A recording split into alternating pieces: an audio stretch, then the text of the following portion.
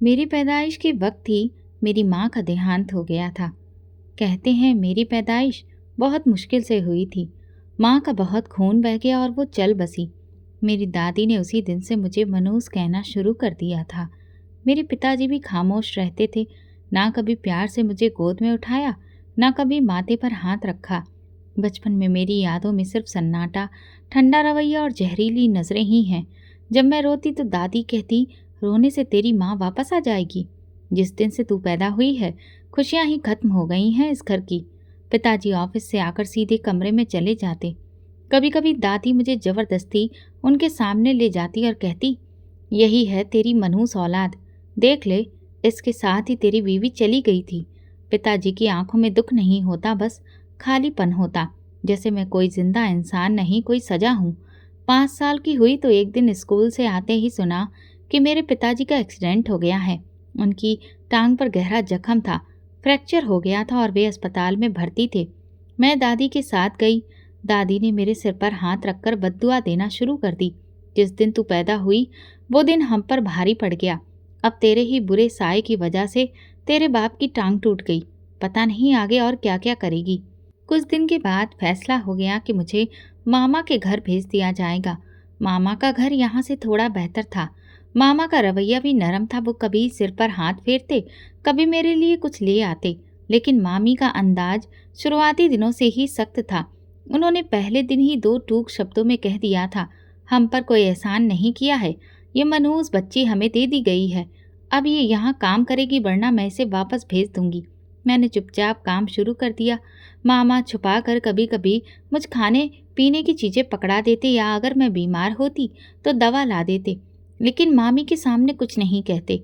मैं दिन रात काम करती, कपड़े धोती, आंगन बुहारती और जब सब सो जाते तो खामोशी से कोने में बैठकर रोटी खाती। मेरी उम्र तब 12 साल की थी।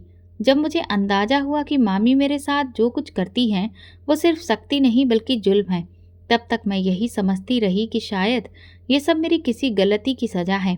शायद मेरी माँ की मौत मेरे गुनाहों की वजह से हुई है। शायद दादी ठीक कहती थी कि मैं मनहूस हूँ। लेकिन जब बात सिर्फ तानों तक नहीं रही और शरीर पर नीले निशान पड़ने लगे, तब मेरे मासूम मन को भी समझ आ गया कि मैं सिर्फ एक नौकरानी हूँ, वो भी बिना तनख्वाह की। मामा अक्सर बाहर रहते, कभी काम के सिलसिले में, कभी अपने किसी रिश्तेदार के पास। इसलिए मामी को ये सहूलियत रहती थी कि जब चाहे मुझे अकेला पीटने आ जाए। सुबह सवेरे सबके उठने से पहले मुझे जगा दिया जाता। मामी की बेटियों के कमरे की सफाई, उनके कपड़े प्रेस करना, सैंडल साफ करना और नाश्ता तैयार करना, ये सब मेरा ही काम था। एक दिन मैंने चूल्हे पर दूध रखा और जरा सा पानी लेने को पीछे मुड़ी, दूध उबाल कर नीचे गिर गया। उसी पल मामी किचन में आई और एक लम्हा गवाए बिना मेरे गाल पर थप्पड़ मार दिया। तू हमें भूखा मारेगी? अपनी माँ को तो पहले ही खा गई, अब हमें भी मारने आई है। मैं चुपचाप बर्तन धोती रही, आंसुओं को पी गई। ये पहली बार नहीं था। अक्सर ऐसा होता था कि छोटी छोटी बातों पर मुझे मार पड़ती थी, वो भी सबके सामने। एक बार उनकी बड़ी बेटी की सैंडल गायब हो गई। मामी ने सबके सामने मेरे बाल पकड़कर कहा, चोर है ये लड़की, हर चीज़ पर इसकी मनहूस नज़र है। मामा कभी कभी चुपचाप मेरे जख्म देख लेते थे तो कभी आंखें चुरा लेते, लेकिन मामी के सामने बोलने की हिम्मत उनमें भी नहीं थी। एक दिन मैं तेज बुखार में तड़प रही थी, शरीर गर्म, बदन में दर्द, सांस तेज। मैंने मामी से कहा, मुझे बुखार है, क्या मैं थोड़ी देर लेट जाऊं? वो गुस्से से बोली, बुखार है तो मर जा जाकर, यहाँ नहीं कोई तुम्हारे नखरे उठाने वाला। और फिर इतना भी चैन नहीं मिला तो उन्होंने मेरी कमर पर डंडा मारकर कहा, झाड़ू उठा और आंगन साफ कर। मैं झाड़ू लेकर उठी लेकिन गिर गई। मामी ने मुझे नहीं उठाया, ना ही पानी दिया। उनकी बेटी ने अंदर से झांक कर कहा, मम्मी ये सच में बीमार लग रही है। मामी ने हाथ के इशारे से चुप करवा दिया। ड्रामेबाज है ये, बचपन से ये यही सब तो करती है। इसी दौरान मोहल्ले में एक औरत का देहांत हो गया। लोग उनकी अंतिम विदाई में इकट्ठा हुए। मामी भी चली गई। उनके ना होने का फायदा उठाकर मैंने एक कंबल अपने ऊपर डाल लिया और आंगन में लेट गई। मामा आए तो मुझे देखकर चौंक गए। मेरे सर पर हाथ रखकर माथा देखा तो बोले, रश्मि तुम्हें तेज बुखार है। मैंने आंखें बंद करके कहा, पापा मुझे दवा दे दो, बस मैं थोड़ा सोना चाहती हूँ। मामा ने मुझे उठाकर अंदर लिटाया, दबा दी और कंबल में लपेट दिया। वो दिन मेरे लिए किसी बहुत बड़े आशीर्वाद से कम नहीं था, लेकिन वो भी बस एक दिन के लिए ही था। अगले दिन मामी ने सबके सामने कहा, इस लड़की को अब सबक सिखाना होगा, ज़्यादा सिर पर चढ़ रही है। उसी शाम मुझे स्टोर रूम में बंद कर दिया गया। न खाने को दिया गया न पानी। बाहर से दरवाज़ा बंद और मैं अंदर अंधेरे में बैठी चुपचाप दीवार के साथ लगकर रोती रही। ऐसे कई दिन गुजरे। कोई त्योहार आता तो मेरी जिम्मेदारियां दुगनी हो जाती और खुशी का एक पल भी नसीब न होता। मैं दूसरों के कपड़े धोती, प्रेस करती, मिठाइयाँ बनाती, लेकिन खुद सूखी रोटी पर गुजारा करती। इसी दौरान एक दिन खबर मिली कि मामी के पिता के एक दूर के रिश्तेदार का बेटा लंदन से आया है। वो कई सालों बाद वापस आया था, खूब गोरा, दुबला पतला, और ख़ास बात ये कि वो बहुत ही खुशनुमा अंदाज रखने वाला इंसान था। उसका नाम कबीर था। घर में तो जैसे किसी त्योहार के जैसा माहौल हो गया। मामी की बेटियां दिन रात तैयार रहती, उसके आगे पीछे घूमती। कोई चाय लेकर आती तो कोई फल। हर कोई उसका ध्यान खींचने की कोशिश में लगा था। मैं हमेशा की तरह किचन में ही काम करती। सफाई, खाना पीना, सब बंदोबस्त मेरे ही कंधों पर था। कबीर जब पहली बार मुझे देखने किचन तक आया तो कहने लगा, आप ही रश्मि है ना, जिसके हाथ के खाने की सब तारीफ करते हैं। मैंने नज़र झुकाकर सिर हिला दिया। उसी दिन दोपहर के खाने पर सब इकट्ठे थे। कबीर ने खाने का पहला निवाला मुंह में डाला और बोला, बहुत ही टेस्टी है, सच में आप काबिल तारीफ हैं। मामी की बेटियों के चेहरे पर नाराजगी उभर आई, लेकिन किसी ने कुछ कहा नहीं। अगले दिन जब मैं आंगन धो रही थी, कबीर पास आया और बोला, मैंने सुना है आपने कभी स्कूल भी देखा नहीं। मैंने कहा, मुझे मौका ही नहीं मिला। वो कुछ देर खामोश रहा, फिर बोला, काश आपको पढ़ने का मौका मिला होता। आप में बहुत काबिलियत है। ये पहला मौका था जब किसी ने मेरे अंदर कोई खूबी देखी थी। उस दिन के बाद कबीर अक्सर मुझसे बात करने लगा। शुरुआत में मैं थोड़ी दूरी बनाकर रखती, लेकिन धीरे धीरे उसकी बातें, उसका मुझ पर ध्यान देना मेरे अंदर एक अजीब सा एहसास जगाने लगा। एक दिन कबीर ने मुझे किचन में अकेला देखा तो कहने लगा, रश्मि तुम सच में सबसे अलग हो। तुम्हारे अंदर वो बात है जो दूसरों में नहीं। मैंने कुछ नहीं कहा, सिर्फ बर्तन धोती रही। मामी को ये सब महसूस होने लगा था। एक दिन उन्होंने मुझे डांट दिया, तेरी हरकतें मुझे पसंद नहीं आ रही रश्मि, तू हमारे मेहमान से बात मत कर, अपने काम से काम रख। मैंने सर झुका लिया और कोई जवाब नहीं दिया। कबीर की मौजूदगी ने मुझे कुछ लम्हे सुकून के दिए थे, लेकिन मामी का रवैया अब और बिगड़ने लगा। वो मुझे हर छोटी छोटी बात पर डांट देती। कभी कहती, तू समझती है कि हमारा मेहमान तुझ पर मरता है, ये सब तेरा वहम है। कभी खाने में नमक कम होने का बहाना बनाकर वो बर्तन पटक देती, तो कभी नमक ज़्यादा होने पर शोर करती। एक दिन कबीर की मौजूदगी में मामी ने सबके सामने कहा, ये लड़की अब कुछ ज़्यादा ही उड़ रही है, हमें पसंद नहीं। कबीर ने जवाब दिया, आंटी, रश्मि ने तो कभी बदतमीजी भी नहीं की, आप उस पर गलत इल्ज़ाम लगा रही हैं। मामी चुप हो गईं, लेकिन उनकी आंखों में आज कुछ अलग था। मामी की बेटियां भी मुझसे नाराज रहने लगीं। वे सोचती थी कि कबीर का ध्यान सिर्फ मुझ पर ही क्यों है। एक दिन कबीर ने मेरे सामने कहा, मैं चाहता हूँ कि तुम मुझसे शादी करो। मैं दंग रह गई। ये बात मामी ने सुन ली और गुस्से में भरकर वो किचन में आईं। उन्होंने मेरा हाथ पकड़ा और स्टोर रूम में ले जाकर दरवाज़ा बंद कर दिया।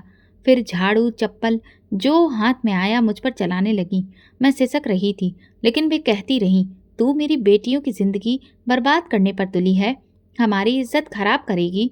वो लड़का तेरे जैसी लड़की को पसंद कर रहा है, ये मैं बर्दाश्त नहीं करूँगी। इसके बाद मामी ने कबीर के पिता से बात की और उसे ज़बरदस्ती लंदन वापस भेज दिया गया। जाते वक्त उसने मुझे न देखा, न कोई संदेश दिया। मैं अपने शरीर के जख्मों के साथ आंगन में झाड़ू लगा रही थी और अंदर खामोशी फैली थी। उसी शाम मामी ने बताया कि मेरा रिश्ता तय हो गया है और अगले हफ्ते शादी है। किसी ने कोई ऐतराज़ नहीं किया। मैंने जब पूछने की कोशिश की कि रिश्ता कहाँ हुआ है, तो सिर्फ इतना बताया गया कि एक सीधा साधा लड़का है, अच्छे शरीफ घर से है, काम काज करता है, बस कभी कभी थोड़ा बहुत बीमार रहता है। असल बात सबने छुपा ली थी, क्योंकि वो लड़का पूरी तरह से पागल था। कभी आवाज़ निकालता, कभी खुद से बातें करता, कभी चीज़ें तोड़ देता, कभी छत पर चढ़ जाता। मोहल्ले में ये बात पहले से ही सबको पता थी कि वो बचपन में गंभीर बुखार से पीड़ित हुआ था और तभी से ऐसा हो गया। शादी की तैयारी जल्दी की गई। सब कुछ पुराना था, जेवर, कपड़े, नया कुछ नहीं दिया गया। जेवर के नाम पर एक हार और कांच की चूड़ियां मिली। कबीर से मेरा कोई संपर्क नहीं हो पाया। शादी के बाद जब मैंने उस लड़के को देखा तो उसके माथे पर एक अजीब सी टेढ़ी मुस्कुराहट थी। कपड़े गंदे थे, बाल बिखरे हुए। मेरी आंखों में देखकर वो बोला, तुम मेरी हो, है ना?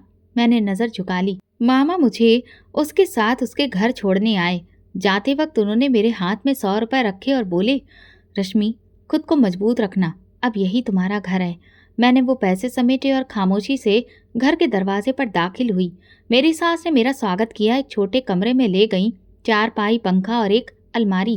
कहने लगी, रश्मि, मेरे बेटे की तबीयत नाजुक रहती है, कभी कभी कुछ अजीब कर बैठता है, तुम धैर्य रखना। मैंने सर हिला दिया। शादी वाले दिन शाम को जब मुझे मेरे पति संदीप के साथ कमरे में भेजा गया तो दिल की धड़कनें बढ़ गईं। हाथ पांव तो सही सलामत थे, लेकिन उसकी जुबान बहुत अजीब थी। कमरे में अंधेरा था, कोने में एक छोटा सा बल्ब जल रहा था। संदीप पहले से चारपाई पर बैठा था, दोनों हाथ घुटनों पर रखे हुए, नजरें झुकी हुई। दरवाजे के बंद होने की आवाज़ सुनकर उसने धीरे से सिर उठाया, मेरी तरफ देखा और फिर वही अजीब मुस्कुराहट उसके चेहरे पर आ गई। मैं एक पल को रुक गई। धीरे धीरे कमरे के अंदर कदम बढ़ा ही रही थी कि फिर रुक गई। उसने कुछ देर मुझे देखा, फिर धीरे से उठकर मेरे पास आया। मुझे बहुत डर लग रहा था। वो मेरे बिल्कुल सामने आकर रुका, फिर धीरे से बोला, तुम बहुत प्यारी हो, मुझसे मोहब्बत करोगी? उसकी आवाज़ में हकलाहट थी, लेकिन लहजा नरम था। मैंने कुछ नहीं कहा, सिर्फ नज़रें झुका ली। उसने मेरा हाथ पकड़ने की कोशिश की, लेकिन जैसे ही उसकी उंगलियां मेरे हाथ से टकराई, मेरे शरीर में झुरझुरी दौड़ गई। उसने तुरंत मेरा हाथ छोड़ दिया। मैं पीछे हट गया और चारपाई पर जाकर बैठ गया। फिर अपनी दोनों हथेलियों से चेहरा ढक लिया और कुछ देर बाद लेट गया। अचानक पलटकर बोला, रश्मि, सोना नहीं, मुझे डर लग रहा है। मैंने जवाब में कहा, ठीक है। मैं कमरे के कोने में रखे स्टूल पर जाकर बैठ गई। रात का हर पल मुझे भारी लग रहा था। कमरे में खामोशी, उसकी सांसों की आवाज़ और मेरा डर। आंखें बंद करते ही अतीत की परछाइयाँ सामने आ जाती। मामी की मार, कबीर का चेहरा। कुछ देर बाद वो नींद में बड़बड़ाने लगा, कभी हंसता, कभी चौंकता, कभी मेरा नाम लेता। मैं उसकी हर आवाज़ पर घबरा जाती, लेकिन चुप रहती। दिल में एक अजीब सा डर बैठ गया था। ये वो रात थी जहाँ 2 अजनबी एक ही छत के नीचे थे, लेकिन दूरी बहुत गहरी थी। सुबह होते ही मैं सफाई के काम में लग गई। वो जब सोकर उठा तो कुछ देर मुझे देखता रहा, फिर बोला, तुम मुझे छोड़कर तो नहीं जाओगी ना? मैंने ना में सिर हिलाया, लेकिन जुबान से कोई वादा नहीं निकला। सास कमरे में आई तो पूछा, रश्मि, सब ठीक रहा ना? मैंने हाँ में सिर हिलाया। वे बोली, मेरा बेटा अब तुम्हारे साथ थोड़ा घुल मिल रहा है, तुम उसके लिए एक दुआ के जैसी हो, बस सब्र रखो। दिन गुजरते गए। मेरे पति का रवैया कभी बहुत मासूम होता तो कभी अजीब। कभी दरवाजे पर खड़े होकर वो घंटों गाने गाता, कभी खुद से बातें करता, कभी मेरी तरफ देखकर बच्चों की तरह तालियां बजाता। जब भी उसे दौरा पड़ता वो बेकाबू हो जाता। एक दिन उसने पूरे कमरे की चीजें फैला दी, शीशे तोड़ दिए और मुझे घसीट कर बाहर निकाल दिया। सास ने आकर उसे दवा दी, तब वो शांत हुआ। फिर आकर मेरे कदमों में बैठकर रोने लगा। रश्मि, मैंने कुछ नहीं किया, मैं अच्छा हूं ना? मैंने कुछ नहीं कहा, बस उसे उठाकर बिस्तर पर लिटा दिया। वो सोता रहा और मैं घंटों उसका चेहरा देखती रही। उसके चेहरे में मासूमियत भी थी और मुश्किल भी। शादी को 7 दिन हो चुके थे। मैं अब भी कमरे के दरवाजे के पास ही सोती थी। पति के साथ एक ही कमरे में रहना मेरे लिए मुमकिन नहीं था। उसकी हरकतें मेरे लिए नाकाबिले बर्दाश्त होती जा रही थी। दिल, सब्र और हिम्मत तीनों जवाब देने लगे थे।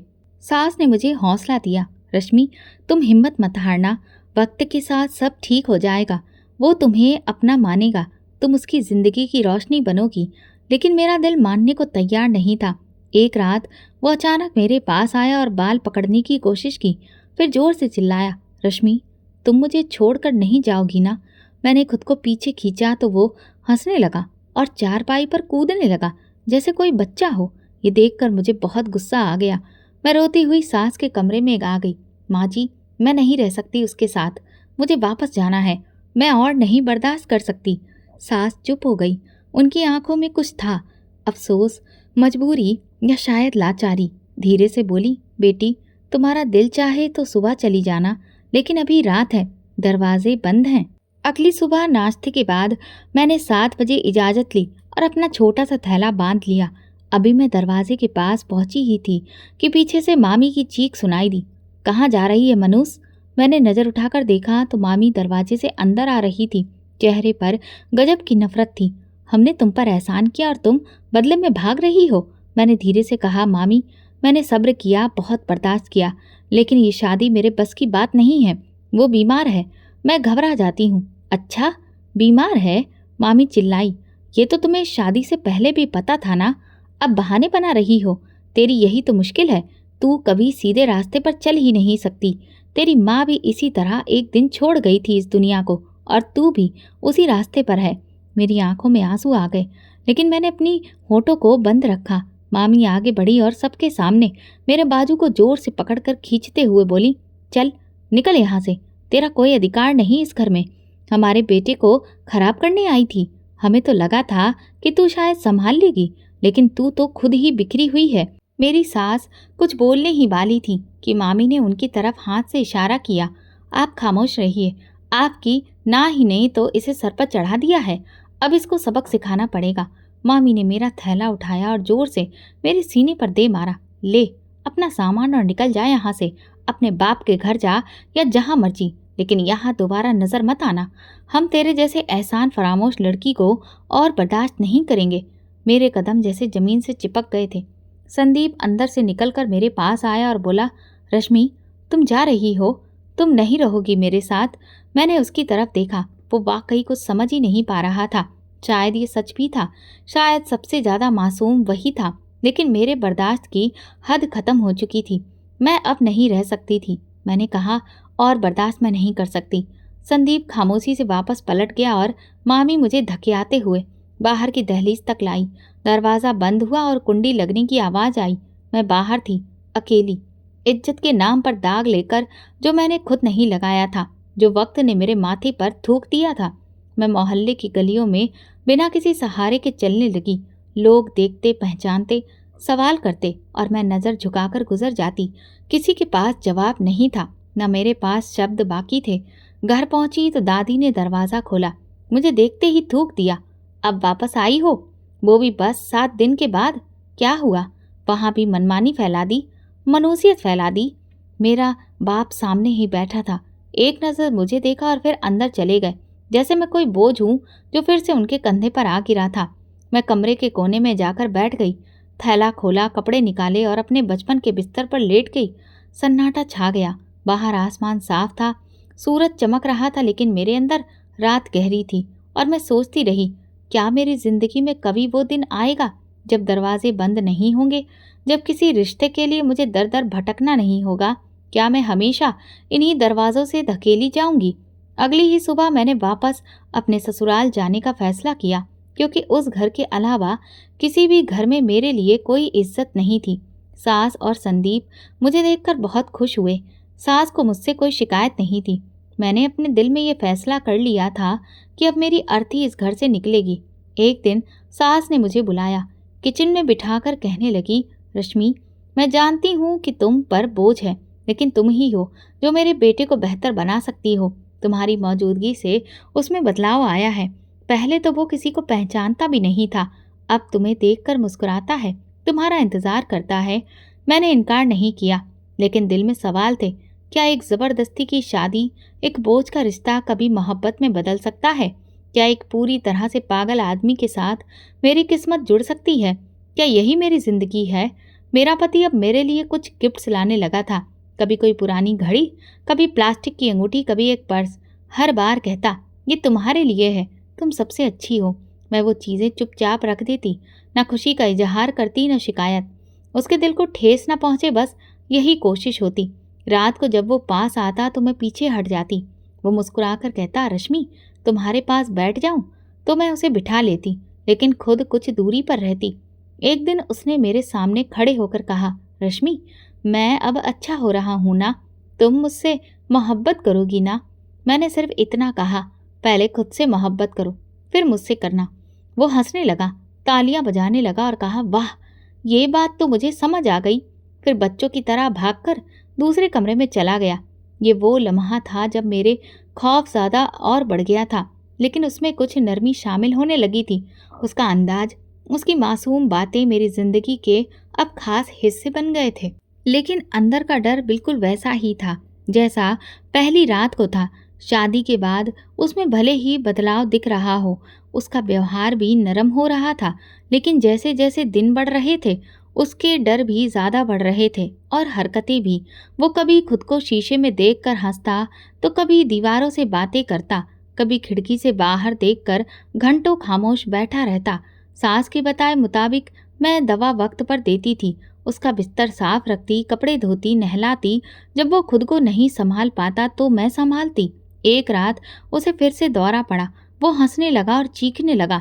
फिर अचानक मेरे बाल पकड़कर घसीटा। मैं जमीन पर गिर गई।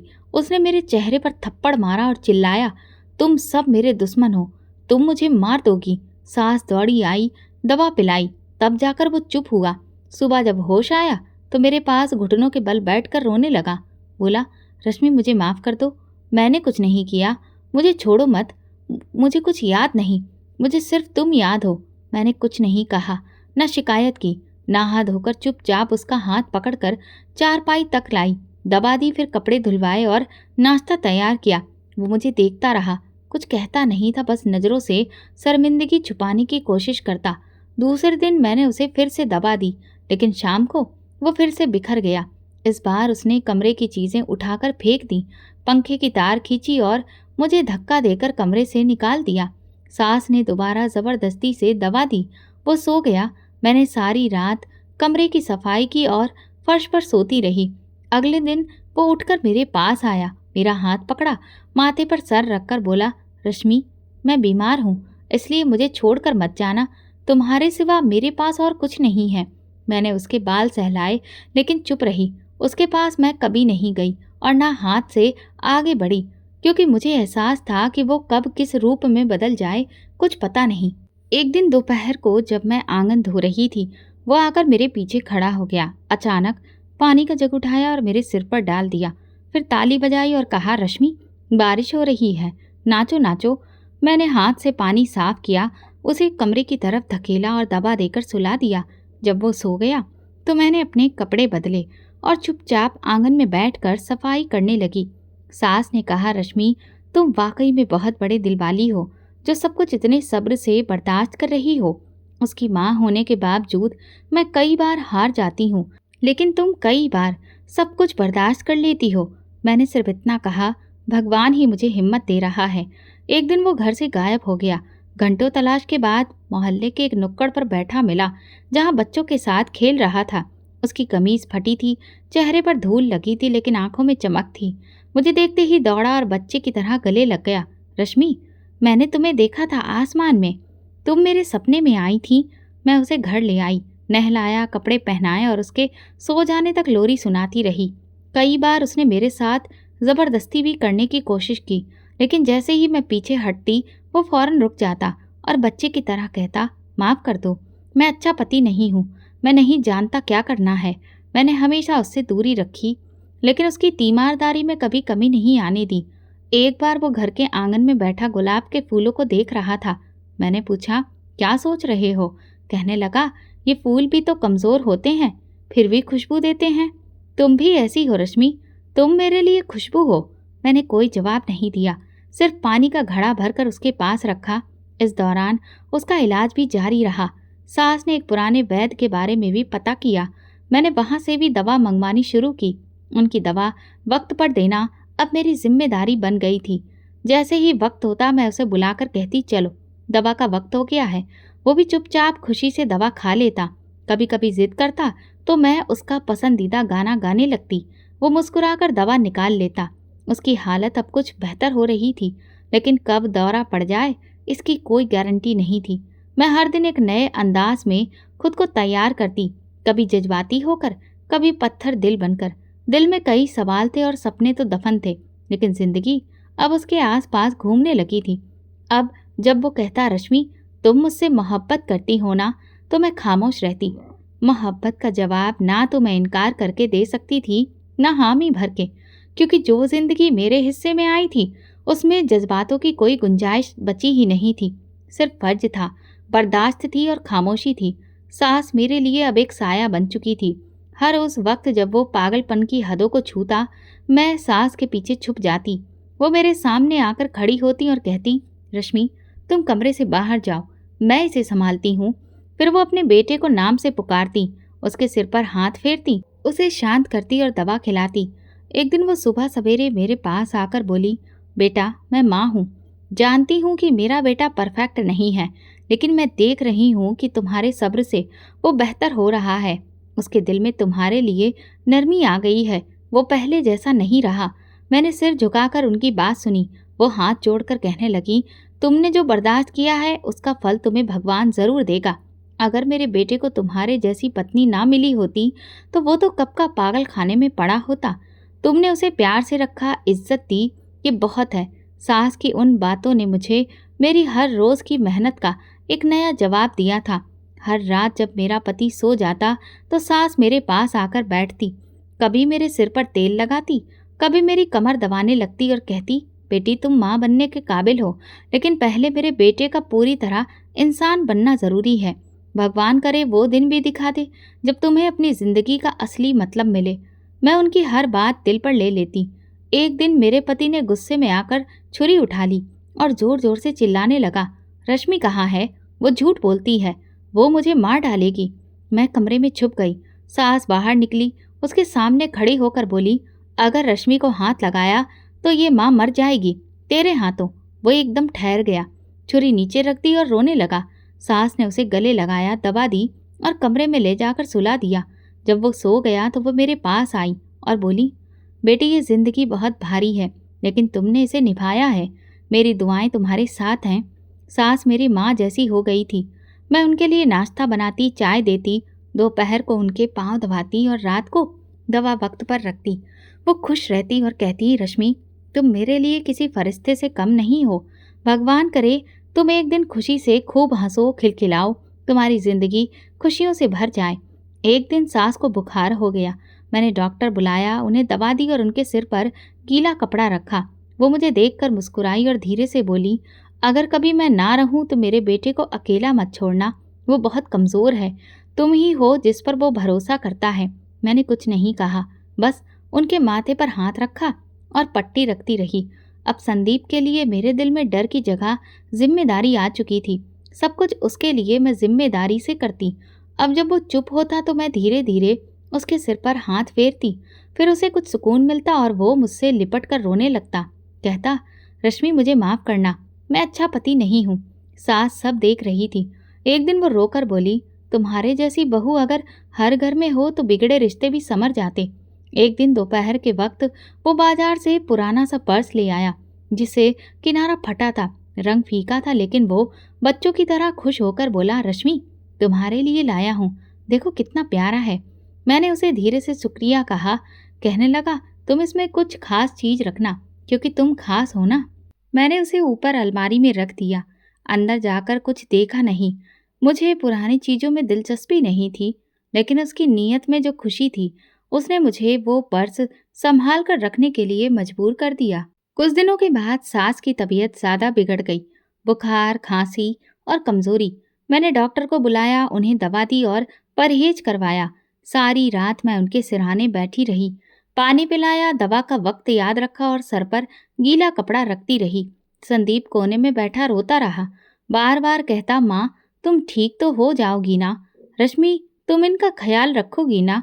मैंने कोशिश की कि उनकी तकलीफ कम हो, लेकिन शायद किस्मत को कुछ और ही मंजूर था। सुबह के वक्त जब मैं गर्म दूध लेकर कमरे में आई, वो चुप थी, आंखें बंद, चेहरा सुकून से भरा और हाथ सीने पर। मैंने उनकी नब्ज देखी, लेकिन कुछ सुनाई नहीं दिया, कोई हरकत नहीं हुई। संदीप मेरे पीछे आया। जब अपनी माँ को ऐसे देखा तो दीवार से लगकर वहीं बैठकर चीखने लगा, माँ उठो, रश्मि ने खाना बनाया है, तुम खाओ कि नहीं? मैंने उसे संभाल लिया और खुद खामोश आंखों से माँ जी को देखती रही, जो अब मेरी नहीं रही थी। आरती अर्थी की तैयारी हुई। मैंने खुद सारा इंतजाम किया। उन्हें जब आखिरी बार नहलाया जा रहा था तो मेरे हाथ कांप रहे थे, लेकिन सास की आखिरी बातें याद करके मैं खुद को संभाल पाई। माँ जी के अंतिम संस्कार के बाद संदीप कई दिनों तक खामोश रहा। न खाना खाता था, न दवा लेता था, बस छत को देखता रहता। मैं नरमी से उसे समझाती, वक्त पर दवा देती, वो धीरे धीरे कुछ नरम पड़ने लगा। एक रात उसने मेरा हाथ पकड़ा और कहा, रश्मि, माँ नहीं है अब, तुम ही हो, तुम ही सब कुछ हो, मैं तुम्हारे बिना कुछ नहीं हूँ। मैंने पहली बार उसका हाथ मजबूती से थाम लिया और उसे गले लगा लिया। उस दिन के बाद से उसका रवैया बदलने लगा। वो ज्यादा खामोश, ज्यादा गंभीर हो गया। डर अब पहले से काफी कम हो गया था। बातचीत में नरमी आ गई थी।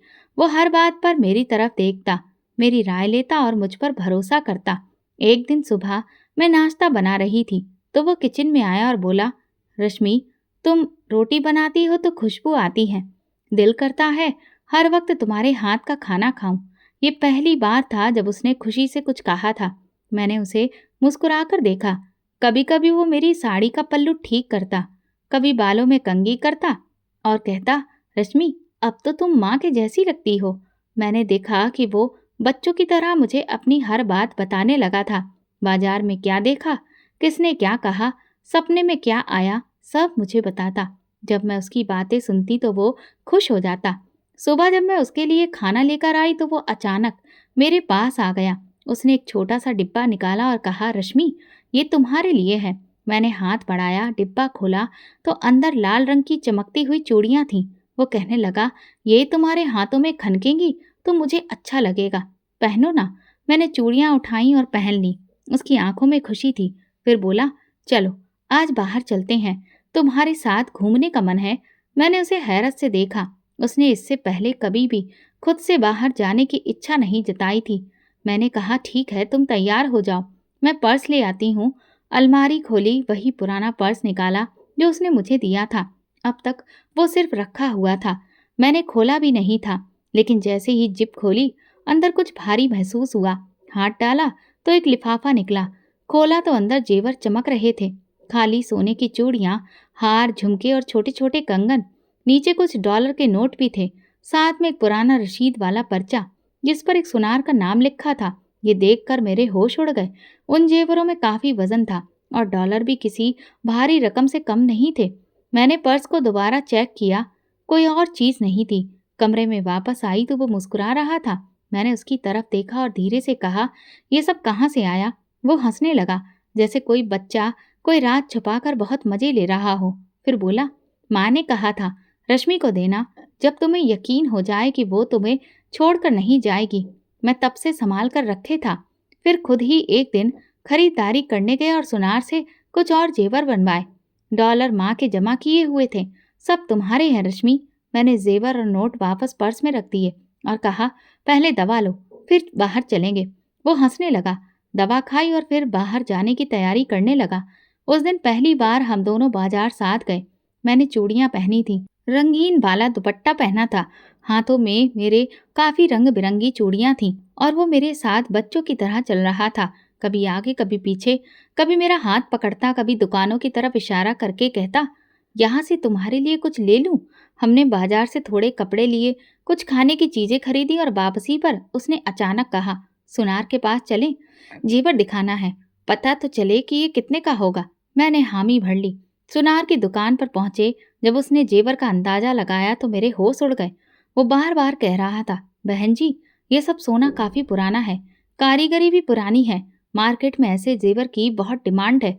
अगर सिर्फ ये हार ही बेच दिया ना तो कई लाख मिल जाएंगे, और अगर सब कुछ बेचा तो फिर करोड़ से कम नहीं होगा। मैं सब कुछ चुपचाप सुन रही थी। वो जेवर जो पुराना पर्स में पड़ा रहा, जिसे मैं न जाने कब से छूकर भी नहीं देखा था, आज मेरी जिंदगी का सबसे कीमती सामान बन चुका था। सुनार के कहने पर हमने एक बहुत बड़े ज्वेलरी डीलर से बात की।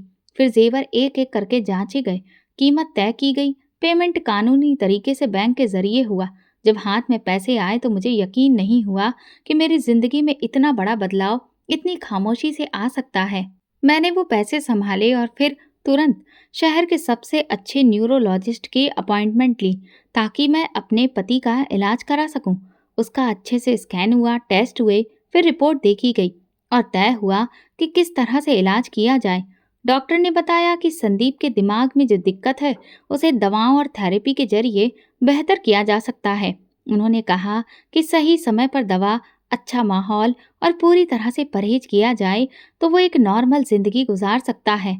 मैंने तुरंत इलाज शुरू करवाया। दवा महंगी थी, लेकिन अब पैसे की कोई कमी नहीं थी। हफ्ते में 2 बार सेशन होता था। डॉक्टर ने सोने जागने, खाने पीने सबका एक नियत समय बताया और मुझे हिदायतें दी। मैंने घर का माहौल भी काफी अच्छा बनाना शुरू किया। नए फर्नीचर का इंतजाम किया। संदीप का कमरा अलग और आरामदेह बनाया। खिड़कियां, पर्दे, बिस्तर सब कुछ नया ले आई। पुरानी चीजें निकालकर घर को साफ सुथरा किया।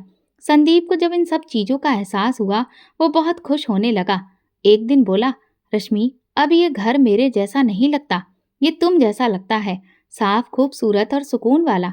मैं धीरे से मुस्कुरा दी। मैंने भगवान का शुक्रिया अदा किया। अब संदीप दिन ब दिन काफी बेहतर होता जा रहा था। अब तो वो अपना ख्याल खुद रखने लगा था। एक दिन कहने लगा, अब मैं अपने आप से बातें नहीं करता, अब तुमसे बातें करता हूँ। अब मुझे अंधेरे से डर नहीं लगता, क्योंकि तुम हो ना। उसमें आया ये बदलाव मेरी जिंदगी की शुरुआत का एक आगाज था। हम दोनों ने मिलकर पुरानी यादें एक तरफ रखी और नया रूटीन बनाया। मैं सुबह नाश्ता तैयार करती, वो अखबार पढ़ता, फिर दबा लेता और बाहर वॉक पर जाता। वापस आकर साथ बैठकर हम चाय पीते। थोड़ी देर वो किताब पढ़ता, कुछ लिखने लगता। एक दिन बोला, रश्मि, मैं अपनी जिंदगी पर एक डायरी लिख रहा हूँ, ताकि मुझे कभी भूला ना जाए कि मैं कहाँ था और तुमने मुझे कहाँ लाकर खड़ा किया। मैंने कहा, बिल्कुल, अब तुम इसे पूरी सच्चाई के साथ लिखो, क्योंकि तुम्हारी कहानी सिर्फ तुम्हारी नहीं, मेरी भी है। कुछ दिनों बाद हमने मोहल्ले के छोटे स्कूल में जाकर पूछा कि क्या वहां पर कोई नौकरी है। प्रिंसिपल ने संदीप से बात की और उसके व्यवहार से निश्चिंत होकर कहा कि हमें बच्चों की लाइब्रेरी को संभालने वाले की जरूरत है। वो जिम्मेदारी हम उन्हें दे सकते हैं, बस वक्त पर आना होगा। वो तैयार हो गया। अब रोज सुबह वो तैयार होकर संदीप स्कूल जाता, बच्चों के साथ किताबें संभालता, उनके सवालों के जवाब देता। दोपहर को वापस आकर सारा हाल मुझे बताता। उसके चेहरे पर वो चमक वापस आ चुकी थी, जो शायद बरसों पहले छिन गई थी। धीरे धीरे हमारे रिश्ते में प्यार का इजहार शब्दों में नहीं, बल्कि व्यवहार में दिखने लगा था। वो चुपचाप मेरे लिए फूल ले आता, खाने के मेज पर सजा देता। जब मैं थक जाती तो मेरा पाँव दबा देता। इस बदलाव को देखकर मोहल्ले वालों ने कहना शुरू कर दिया, रश्मि के नसीब में ने तो रंग ही दिखा दिया। वो जिसे सब पागल कहते थे, अब सबसे समझदार नजर आता है। मैं ये सुनकर कुछ नहीं कहती, बस दिल ही दिल में सोचती, अगर सास की प्रार्थनाएं और दुआएं ना होती, अगर भगवान का आशीर्वाद ना होता, अगर वो पुराना पर्स ना होता, तो शायद ये सब मुमकिन ना होता। माँ जी की वजह से ही सब कुछ बदल गया था। ये वही घर था, वही कमरा था, लेकिन अब यहाँ पहले जैसा शोर नहीं, बल्कि सुकून था। मेरे साथ एक भरपूर पति था। एक दिन संदीप स्कूल गया था और मैं मोहल्ले के पास के बाजार गई थी। मुझे एक नई साड़ी लेनी थी और कुछ रोजमर्रा का सामान भी। बाजार में भीड़ उस दिन कुछ ज्यादा ही थी। मैं कपड़ों की दुकान के बाहर खड़ी थी, जब मेरी नजर एक लड़की पर पड़ी जो सड़क के किनारे खड़ी लोगों से प्रार्थना कर रही थी। उसके कपड़े गंदे थे, बाल बिखरे हुए थे, हाथ में खाली टोकरी थी। जब मैंने चेहरा देखा तो मेरे पैरों तले से जमीन ही खिसक गई। वो मामी की बड़ी बेटी थी, जो पहले हर वक्त शीशे के सामने खड़ी रहती, लंदन से आए कबीर के सामने चमकती रहती थी। वो सड़क पर भीख मांग रही थी, उसके हाथ में झोली थी और वो हर गुजरने वाले को रोक कर कहती, कुछ दे दो। 2 दिन से कुछ नहीं खाया। मैं वहीं खड़ी रह गई। दिल तेजी से धड़कने लगा। मैं आगे बढ़ी, उसके पास गई। उसने मुझे पहचानने में कुछ पल लिए, फिर सिर झुका लिया। मैंने उसके कंधे पर हाथ रखा। वो रो पड़ी, बस इतना बोली, रश्मि, हम लोग बर्बाद हो गए। मैंने उसे एक तरफ बिठाया, पानी पिलाया, पूछा ये सब कैसे हुआ।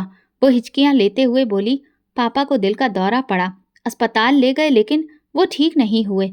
फिर उनका देहांत हो गया, जिससे माँ पूरी तरह से टूट कर बिखर गई। दुकान बंद हो गई, किराया देना भी बंद हो गया, घर का सामान बेचना पड़ा। हमारे किसी भी रिश्तेदार ने हमारा साथ नहीं दिया, यहाँ तक कि कबीर के घर वालों ने भी नहीं। कोई मदद नहीं की। मैंने उसे तसल्ली दी और पूछा, मामी कहाँ हैं?